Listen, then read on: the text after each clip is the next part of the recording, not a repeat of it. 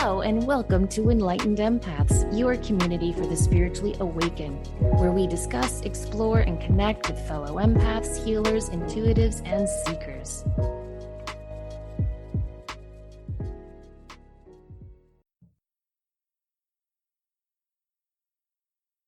Hello, empaths. We hope you're having a great start to your week. Now, last time we were all together, we were talking about the default mode network and some of the science behind how our intuition works and how we can utilize what science is teaching us about our body to greatly enhance our intuition and remove any blocks we have to further developing our insight. So we covered the default mode network and how daydreaming and relaxing and zoning out, making time for journaling and meditation really does help. Now we're going to move into something else. There are other parts of our body that actually can help us develop our second sight. The next one we're going to talk about is called the Salience network. Were you familiar with this before we did this research? No, I wasn't with the terminology, no. Yeah, same. So this is what I researched. Tell me if you came up with similar stuff. So every second, we are bombarded with millions of bits of data. And if we processed all of it, we would probably crash. That's where the Salience network comes in. It is your brain's bouncer. It decides what gets stored and what gets filtered out. Now, this filtering is crucial for intuition because it helps you notice subtle cues and signals that your conscious mind might miss. You can train and activate the Salience network through mindfulness, body awareness, sensory scans, and creative activities. Now, it works to constantly monitor external stimuli and internal feelings, switching between the default mode network, the DMN, and your task-oriented networks. Basically, what it does is it tells you, hey, look at that person's micro expression. It is not matching their words. And I think as empaths, we have all experienced this, and we probably experience it every single day. Here's an example. You're walking down a street, and suddenly you feel the urge to cross to the other side. You don't know why, but your Salience network does. It picked up on a subtle shadow or a muffled sound that your conscious mind missed. Or let's say you're having lunch with a friend, and when you ask how they're doing, they say, I'm fine, but something feels off. It's your Salience network noticing a tiny facial expression, a change in tone, or maybe stiff body language that your conscious mind totally misses. And that quiet mismatch triggers an intuitive sense that something isn't right. No, I think that it's interesting in the last episode when we talked about all the ways to go within, to relax, to fight off dysregulation and to truly connect more fully with yourself to be able to access the collective consciousness. And now we're saying this is more about paying attention to what's happening around us as well. And it's going to help switch between brain modes when you build that stability of the Salience network. Yes, exactly. Because what it does is it's constantly switching. So it's switching between the DMN, but also that part of our brain, the central executive network, which we use when we're focusing on tasks. And this switching allows you to move easily between reflection and action, which is what helps us make better intuitive decisions. Because you don't always want to make decisions just from your intuition. But conversely, you also don't want to make decisions just from your logical mind or past expressions. Right. Sorry, And, past and experiences. right. And I think when this is a stable network that's switching beautifully and seamlessly, that's when your attention can shift without you losing your orientation. And when your thoughts and perceptions are noticed, but you're not going from 0 to 60 with your thoughts, or emotional signals are felt without taking over. So you know that there's a nice balance going on. But when it's not stable, ordinary perceptions may feel overwhelming or extra meaningful. The thoughts can become unusually important or urgent, or that sense of self can fragment and become confused, which to me really feels like anxiety. that we get a lot of those cognitive issues when there's an anxiety or an overwhelm or over processing. So I think that's a nice way to look at it, is that the stability doesn't mean we're keeping it dull and lifeless. It means more flexible control and grounding so that we're able to process more readily. Yeah, exactly.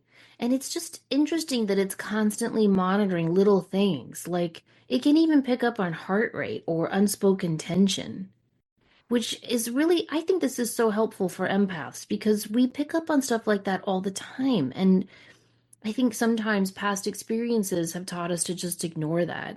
And yet this is proving and showing us that no, you really are picking up on these subtle cues. So one Okay. way to strengthen this is I throughout. have to just interject real quick because I have a really, it just buzzed into my head. Sorry to interrupt. That's Is okay. you know how you love the crime shows and the profiling shows? Do you think Yeah. that the people that pick up on those nuances and train their brains to see them or have an increased activity with the Salience network? Yes, I definitely do. And I think that's a great way to train yourself to look at body language too. Eye Yeah. movement, the way they say things, the little smile that pops up when they're talking about something or making a lie. You can always tell someone's tell, as they say in poker, when you're really watching those things on true crime shows. Maybe that's why I'm watching it, Denise. I'm just getting better at my Salient network. So the best thing that you can do is just ask yourself, what am I noticing that I usually ignore?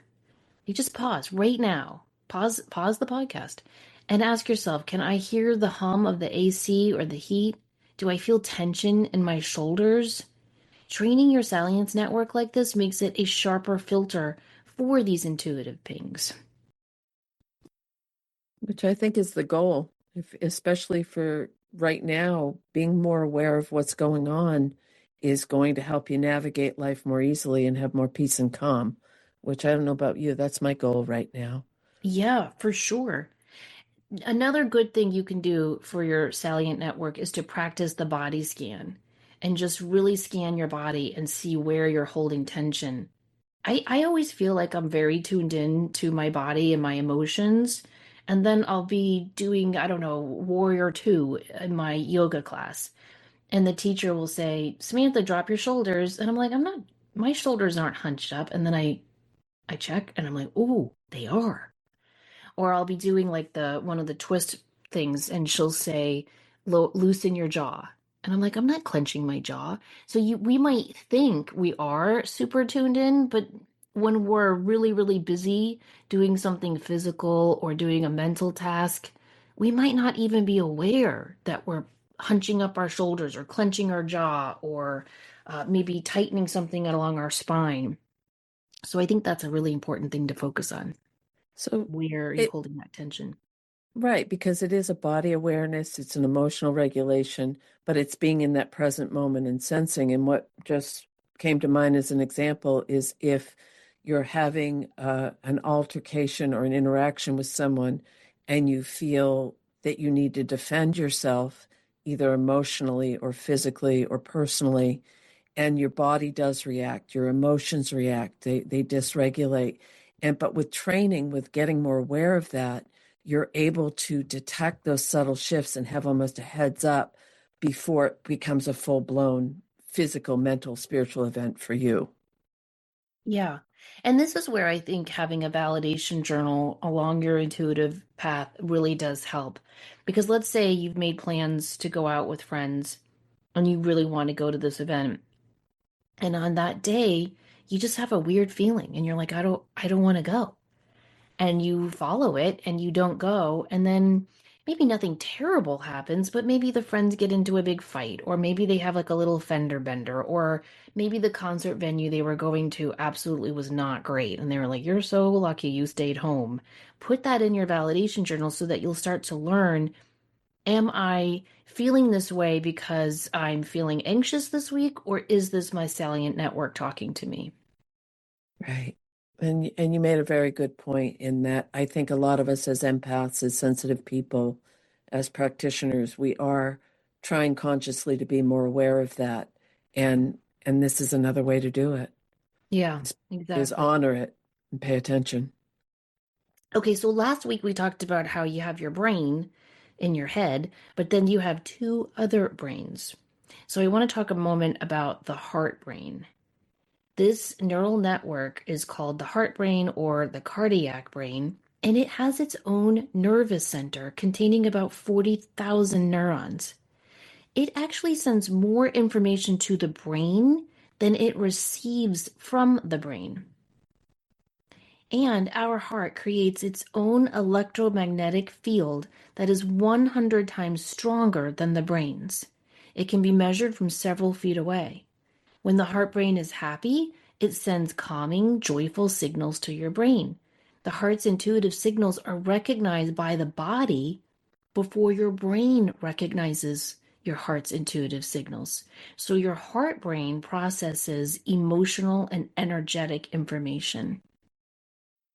What comes to mind is when people are grieving, when there's deep grief, and they always say not to make major decisions after a significant passing, to give it some time. I would think that that would be your heart brain. I would too. And haven't you ever been in those painful moments and your heart actually hurts? Oh, very much so. Yeah, it's really wild to think about. And I love that it has its own electromagnetic field. Mm-hmm. So when we are sending love to people, we really are expanding our own electromagnetic field by sending them love. I just think that's really cool. And then we have another brain, and this brain is in our gut. It's called the enteric nervous system. A lot of scientists will call it the second brain. I think it should be called the third brain if we have a heart brain, but what do I know? So this is the gut in gut feeling. So your gut contains over 100 million neurons, more than the spinal cord. And your enteric nervous system communicates with the brain via the vagus nerve. It's incredibly sensitive to emotional shifts. It also produces a lot of your body's neurotransmitters like serotonin. So when you say you have butterflies in your stomach, that is a literal neural response. The gut And health and the gut mind connection is so cool, isn't it? yeah, and think of how many times that you've had a gut feeling, and it's where, when you think of the chakra system, there it is. This is all things we know, but I think these episodes help us. They're good reminders that there is Yeah. science to back it up. That's what it is. And I think that backup, that validation is so important. So before we dive deeply into the second brain, your gut brain, I just want to talk a minute about the vagus nerve because it's so important for empaths. It acts like a super highway connecting your brain to all your vital organs, and understanding how to work with it helps you learn how to manage stress, reduce anxiety, and can even promote healing. So the word vagus comes from the Latin word for wandering, and that's actually a pretty accurate description. So you want to think of it as the longest cranial nerve in your body, originating in the brainstem and branching out like a vast network to connect with your heart, lungs, digestive system, and many other organs. Its primary role is to regulate the parasympathetic nervous system, which is often referred to as the rest and digest system. So, this is the counterpart to our sympathetic fight or flight response.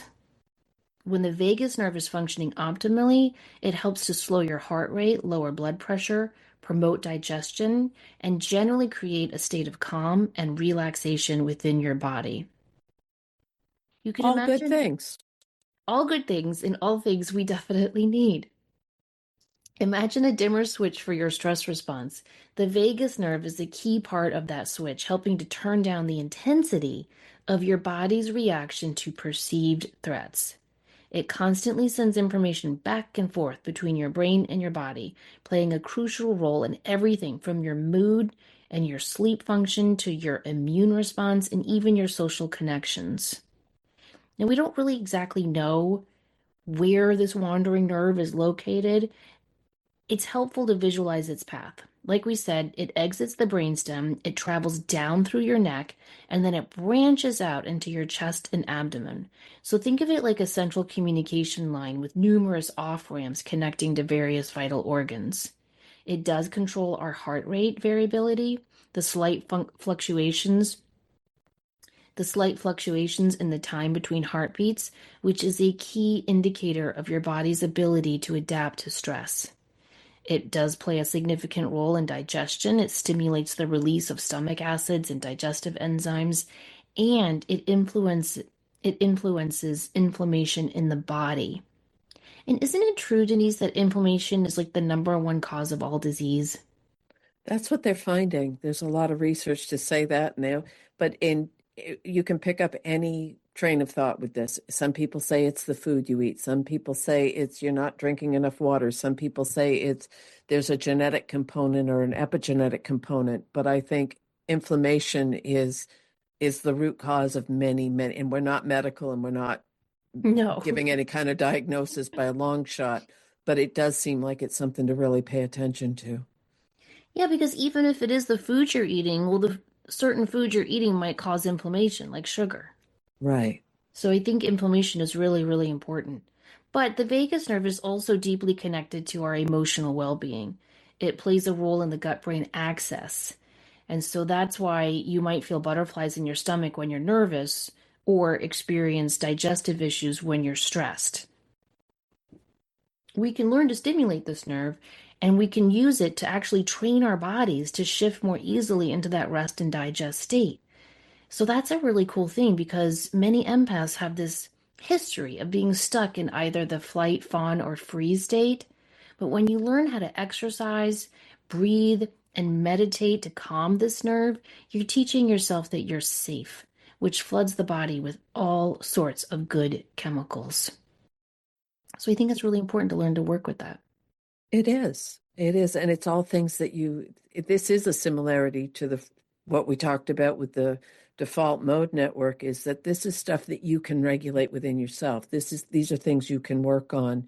It's not on the outside, but when you do start to feel more connected with this vagus nerve and the warnings that our body will give us or the updates or however we want to word that, it will make it easier to be perceptive in our environment, I would think. Do you ever get butterflies in your stomach when there's nothing stressful going on in your day Oh, and that yes. something will happen that is stressful? Yes. Yeah, And this has happened, well, several times now at this point in the game, but a few times I've had issues with talking to people, and before I spoke to them, I'd get a funny stomach feeling. And then usually the conversation didn't go the way I expected it to go, or there was some miscommunication. So I think our body is working as it's here to help us.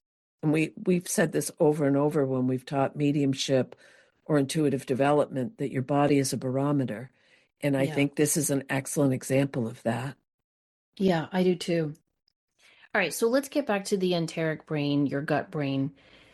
You can actually, okay, check this out. I can't even really fathom this, but your enteric brain can learn, make decisions, and have emotions independent from your brain.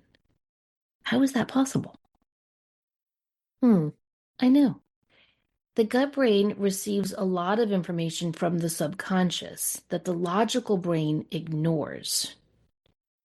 Even the bacteria in your gut is helpful. The bacteria in your gut help shape your mood and brain chemistry, which affects how you process emotions. So, because of this, the gut signals can push your intuition toward being more careful or more cautious in certain situations. Research is also starting to show that poor gut health is linked to anxiety and depression. I even read an article, Denise, that some doctors are prescribing antidepressants to people who don't have any, symptoms of being sad, but they're struggling with IBS. Oh, that's concerning. I know, but it's interesting because they're saying that that could be what's triggering all of that. It makes sense. And I've known many people over the years that had serious digestive tract issues or, uh, well, we don't need to go into details with that, but I think they all had really high stress levels as well. So Or does it go hand or in a lot hand? of I think a lot of people who have Or IBS anger? have had, yeah, they either have like repressed childhood trauma that they just don't want to deal with, or they make light of it, or they make it all okay, or some repressed anger. Yeah. Yeah. Yeah. Which is it's just something to really think about. Because when we have a healthy brain gut, it helps our moods and strengthens our cognitive thinking. I read an article about Dr. Carly Osk, who said the network of neurons and chemicals in the gut tells the brain when it's hungry or sick. But the ENS also records experiences and emotions and transmits this information back to the brain. We may think of stress as all in our heads, but these impulses could very well be coming from the opposite direction. And this can explain why we experience gut feelings so strongly or get that sinking feeling in the pit of our stomachs when we think we're about to get bad news. I think this is also why smells can trigger old locked away emotions. Have you ever like just I don't know, if I have to go to a school to pick up like a friend's child or something and I smell that cafeteria smell of a middle school, aren't you like instantly back in the 8th grade? You ever Smell for have me that? is institutions. Like Yes. that's one that gets me. I guess that would get everybody, but I think because I was a kid when I started working in state institutions, that would be a trigger. I mean, I was in my teens when things were very different back in the day, weren't they? Where they put kids to work. But all of this is what I love about it is it's beautiful support for this whole salience network, this and the brain chemistry, the gut chemistry. Our body is helping us from so many different directions, but being aware of what's going on, we often do get that gut feeling before we actually know what's coming at us. So Yeah, it's amazing. it really is. And this is why I think paying attention to our bodies is so, so important and taking care of our bodies.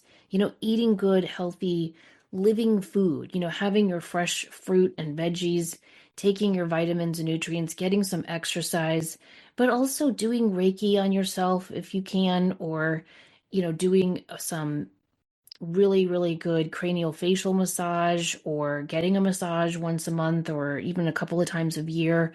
All of those things are so important for all of these different brains to work together in healthy ways. Well, I think I'm going to really, really, really simplify this, but if it's healthy integration, it's when you feel calmer, your life feels more emotionally balanced, you have more clarity and compassion, and your relationships are functioning and your work remains stable or gets I mean, it's things are smooth, things are going okay. There's no extremes, but some warning signs might be, are you having a hard time sleeping for a long period of time? For extended periods? Do you always feel overwhelmed or flooded with too much?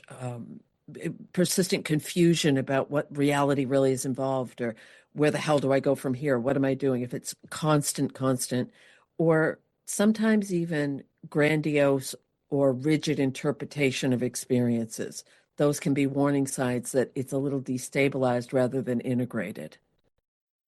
Oh, that's interesting. What do you mean by grandiose? Over the top. To me, that's that. I know it's not the same, but more of a bravado, maybe not always realistically based. Okay, I get that. Yeah. I think that can be incredibly harmful. But I also think what I was saying before can be just as harmful when people make light of their past traumas. Oh, I agree. But don't you think, though, that depends on the individual? Because I was thinking about this with generational trauma, in that what cripples people in one generation was just the expected norm in a different generation. Mm. And did the generation that it was the expected norm find a way with one of these brains to say, this is too much for me right now, but I don't have the supports in place to process it? Or was it just that people were wired a little differently? I don't know. I think they didn't have the resources to process it, Right. you But they know? also didn't have all the external stimuli. So True. so But you they think would about like, young men coming back from war in 1945 and they just never spoke of it again. right. Never again. Like I can't imagine never speaking of it again. I think they didn't know how to process it. True. So they just didn't talk about it, Yeah. you know? But I think conversely, when you make light of everything, it's a different form of pushing it down. It And can be then a survival tactic. right, a survival technique for sure, but it also diminishes it. And I think we can trick our brain. I don't think we can trick our gut brain. It's true. Like I can tell myself anything. If I'm nervous about something, if I've got to go for an interview that just really makes me nervous, or if I've got to be on stage and give a talk, I can tell my brain everything it needs to hear, and my brain will be calm. I won't get a headache or I won't lose sleep over it or anything like that. But my digestive brain, I will have the butterflies, all of it. And so I think you can't really lie to your gut brain. And so when you diminish it or ignore it or push it down, it's going to come out in forms of physical illness, I think. Yeah, well, there's a lot of research to support that. And I think a lot of people, it doesn't catch up with you for a long, long time. Yeah, And seemingly when people are functionally healthy most of their life and then it all collapses at once, is it because they've been white knuckling it for so long?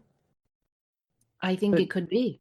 yeah, Like those people who have those big jobs and then they retire and they drop dead within 2 years. that's a nice happy thought right I there, know, Samantha. sorry. But haven't you seen that? It's a thing. Oh, it's one of the reasons I left my last job environment. Yes. No, I think that you can trick your brain. You can't trick your body. The body doesn't lie. The body keeps score. All of those books we've talked about on the show other years. It's all very, very true. I think it's fascinating.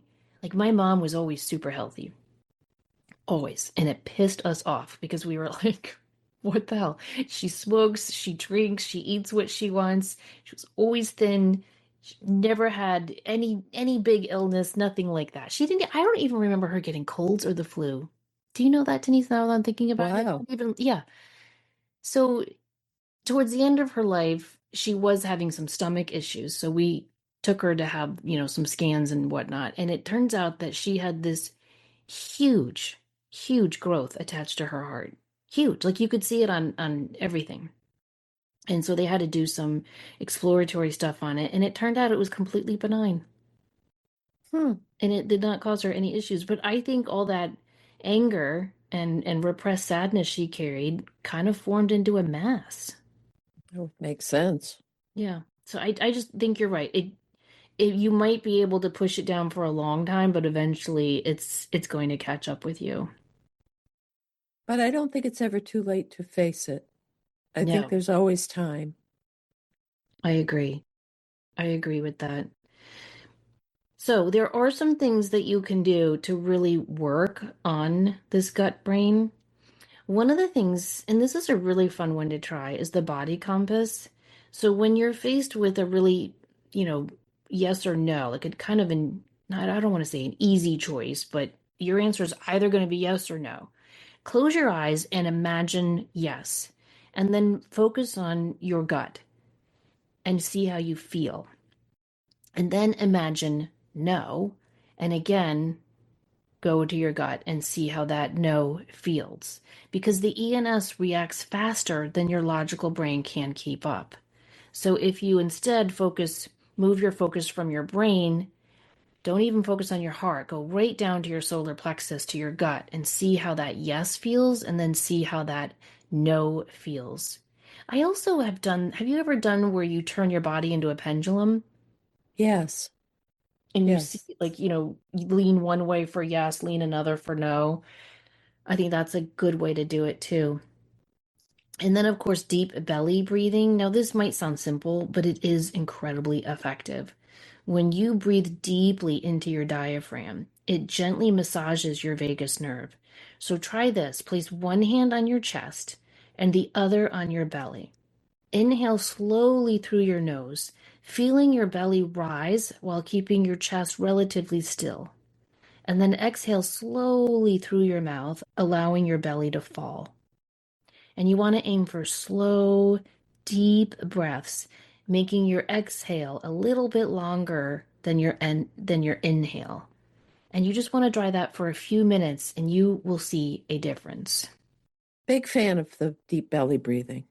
Me too. And you can do the 6, 7, 8, where you inhale and for a count of six and hold for a count of seven and exhale for a count of eight. You can do the 7, 6, 8. There's all sorts of different types of counts, but really what you want to do is just breathe so deeply that you push your belly out and just make your exhale a little bit longer. And then there's humming and singing and chanting. This also helps your gut health and your vagus nerve because that nerve passes through your vocal cords. So when you hum, sing, or chant, the vibrations stimulate this nerve. And you do not need to be a professional singer. Even a simple or humming your favorite tune can be beneficial. And it does raise your vibration.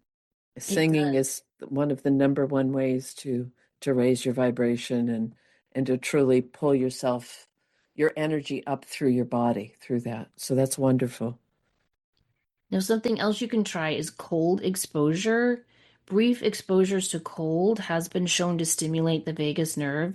So, this doesn't mean you have to jump into an ice bath, although some people find that helpful. You can just start by splashing cold water on your face 10 to 30 seconds a day, or you can end your shower with a short burst of cold water. I will tell you, whenever do you ever do a deep conditioning hair mask? I know this isn't very intuitive, but if you ever do a deep conditioning hair mask in the shower and you've got to leave it in your hair for a little bit longer than you normally would, I always finish with the cold water because it actually is said to seal in the ends of your hair follicles so it locks in that conditioner.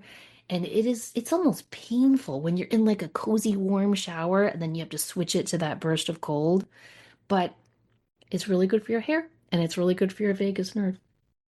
And a lot of people really are big on the cold showers and the cold plunge and I mean, I will go swim in a cold river. I will jump in the cold ocean, but I'm a little selective about my cold exposure. Maybe that's from living in a winter climate. I don't know.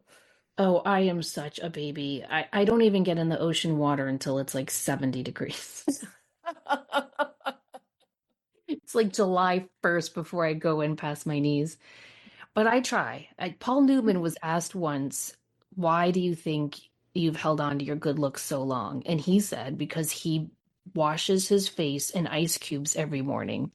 Oh, I think Paul Newman had a little thing called genetics to help him stay that good looking that long, but if it's good sure. enough for Paul Newman, we can all try it. Hmm. Now, another thing you can do is gargling. Similar to singing, gargling activates the muscles in the back of your throat, which are connected to this vagus nerve we've been talking about. So you can try gargling water several times a day. Or you could just gargle with your mouthwash too, I guess. Yeah, a lot of people will gargle with salt water, and that's really good too. Yeah, that is very, very helpful, especially if you have a sore throat or you feel the beginnings of a cold coming on. And then finally, you can work on your probiotics and gut health. So, as we mentioned with the gut brain axis, supporting a healthy gut microbiome can really help with everything, not just the vagus nerve, but with everything, how your whole body works. So, you do want to work on probiotic rich foods like yogurt, kefir, sauerkraut, and put those into your diet as much as possible. I think everything we've talked about in these last two shows, whether it's whether it's differences in our environment, whether it's paying attention to what's coming in with all the information that we receive every day, the real goal becomes integrating the two integrating the things that produce that sense of mindfulness with these functions of the Salience network so that we can notice what's happening right now in this moment. We can sustain our attention, but we can observe without immediately reacting, because the first step is always noticing. And that's where all of these things, all of these different brains that you're talking about seem really, really important, because this is when we start to notice the changes in our bodies and the emotional signals and the sensory shifts. And then in everyday life, we notice a sound, or we feel the tension in the shoulders, or we sense the mood. And then when you integrate the mindfulness, that's when you notice the beginning of a thought connected with those, or detecting those subtle shifts in your breath, or recognizing the emotions early before they really intensify. What do you think about people who are just naturally more nervous? Like as a teacher in education, all those years, both of you and I were in classrooms for years. Didn't you just have certain students, their leg was always moving, they had to jump up and out of their seat and use the bathroom whenever they could, and they just had a really hard time sitting still and resting? And then you see that as adults too. There's just some people, they're just always on the go. I mean, do Yeah. you think that all of that energy would hinder their intuitive development? Or they might just process it differently. Yeah, that's true. Because I see those as often connected with brain chemistry, but also most of the time, as simplistic as it sounds, is they came that way. Yeah, that's what I'm trying to say. Like I think some people are nervous or anxious because they have something to be nervous or anxious about. Yeah. And then I think other people just came that way. Well, and I've thought about this because you and I have talked about this on air and off air, that if you were brutally shy, which I was very brutally shy when I was much, much younger. And was it an environmental? Was it nature nurture? I think it was both. Mm-hmm. I really do. And I think that's important. We may be wired a certain way and come onto the planet a certain way, but the environmental impact is either going to intensify or help us regulate it more. But we always Were can switch it out. were your siblings shy? No, Same. So yeah, so I don't, that's what I mean. Is it all, it can't all be nurture, but it can't all right. be nature either. I do think some of us came into this world a little quieter than the average person, and that's okay. Well, I spoke with a person recently, and we was doing an intuitive reading, and this person had two children. And I said, well, one has no filter, life of the party, full of life. Woohoo, life is fun. And the other one, I just want to go sit in a corner and read and be left alone. And the person laughed and she said, well, you nailed that. That's exactly the way my children are. And we had a conversation about genetics and how different it is. And there really didn't seem to be a familial connection for that quieter child. I was quieter and wanted to read and do quieter things, whereas my siblings didn't. So Oh, yeah. it's Yeah, it's you see that, fun. and you see that in your own kids. But so then when we jump to being naturally empathic, or is everyone have that? And we've always said that a lot of intuitives, mediums, sensitive folks learn to read the room at a really young age. But wouldn't the siblings have had to learn to read the room as well? So is there something intrinsic in each of us when we are as sensitive, or tend to tap into that more readily, that would have a more pronounced in one of these brain levels that we've been talking about? Yeah, that could be that we were just meant to be tuned into that. It could be roles too, the oldest, the middle, the youngest type thing. But I True. do believe that all of this can be learned and taught, you know. I'm not a competitive person, Denise, and I'm competitive with Michael now. So I have Oh, this I have so, but for the first time in your life, you're feeling competitive? yes, and Wow. it's over. Well, I'm competitive with myself. Yeah, that's different though. But like if I'm playing a game or doing or I don't know, I don't care who wins. I just like playing the game. I've never really been that, "Ooh, you won." I'm even as a kid, I Hmm. didn't care. But anyway, I have this little app. I always tell my students in my intuitive classes to download it. It's called the ESP Trainer, and it was Yeah. developed by Russell Targ, who helped run the remote viewing program for the government. And anyway, it's just four little squares of colors, and you have to pick one, and it'll say like a good beginning or ESP ability present, and then the one I love to get says ready for Vegas, Hmm. and then the highest one is outstanding. So I'm always trying to get those. And there might be a higher one beyond that I haven't gotten. I don't know, but I'm not sure. Anyway, so he downloaded it and he's getting the Ready for Vegas one almost more than I am. But it's also instructive because it's teaching me that everyone can learn to be more intuitive. Right. And it's the balance thing again, because that's what all the stuff we're talking about is this these networks, the Salience network, this competitive, it's what's important, and it's letting the other networks know how to respond. So when a sensation comes up, we know our mind, our body, our spirit reacts, and then we're able to process it and decide, is this worth the competitive thing of hell yes. I will be competitive with myself too. A ridiculous. I was playing Wii tennis the other day. And I mean, I was competing with the little cartoon people on the screen. Hell yes, take that. And I'm thinking, uh-oh. I was very excited.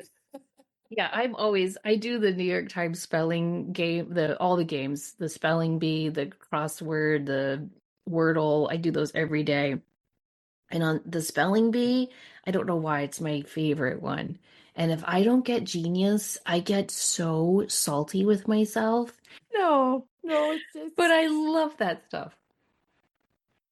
well, I think everything that we're talking about though is the very basic is our body is trying to help us, our mind is trying to help us, our gut, our heart, our brain, or it's we're if we pay more attention, it's going to improve our interactions with other people and our everyday life.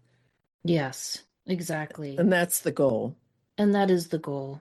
Yeah, because as I said at the beginning of last week's show, we are a soul, we have a body, and our soul is all knowing and all seeing, but it's restricted in this body. And so when we learn to work with the body instead of against the body or trying to leave the body through like astral travel or what have you, and we just learn to work with the body, then we can be more intuitive in every day and every moment, which is going to make our life so much richer.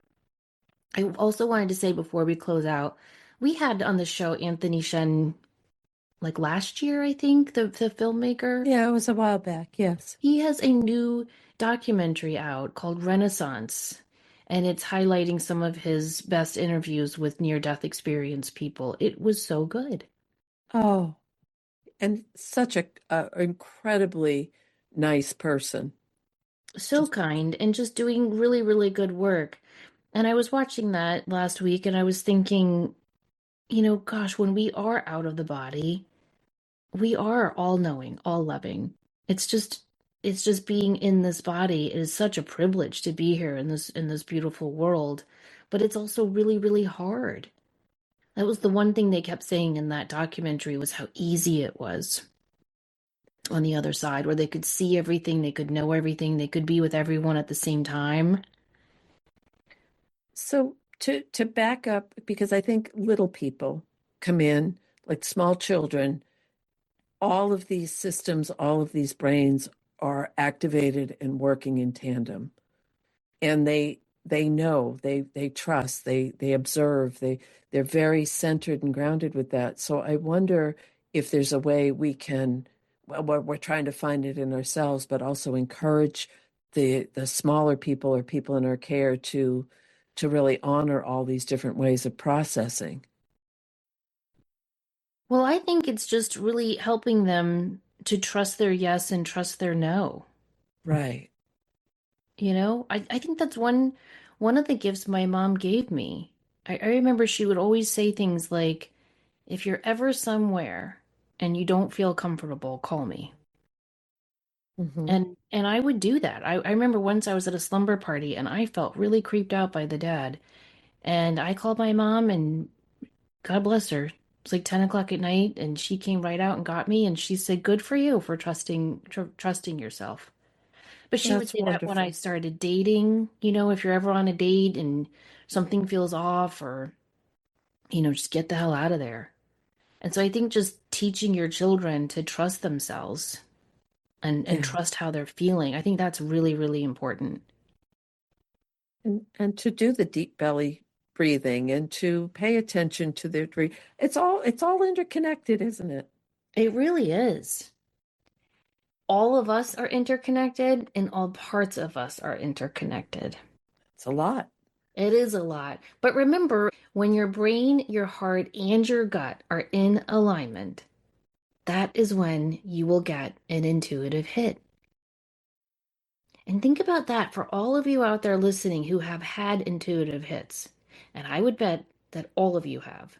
Think about how all those different brains and systems have to be working in tandem together, communicating in alignment to get an accurate intuitive hit. That's a lot. And so we need to give ourselves credit, a little pat on the back, for all the intuitive hits we've gotten throughout our life because it means we're doing something right. That's Maybe we very forgot true. to meditate this day, or we ate too much sugar that day, or we didn't deep belly breathe that day.